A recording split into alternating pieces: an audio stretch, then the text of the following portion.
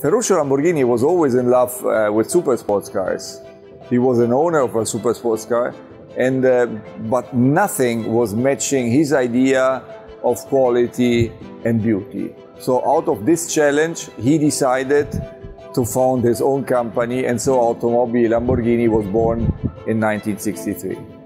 Ferruccio Lamborghini was able at the very beginning already to create icons like the Lamborghini Miura or the Lamborghini Countach. The Countach, for example, is still today representing our DNA, both in terms of design, but also in terms of technology.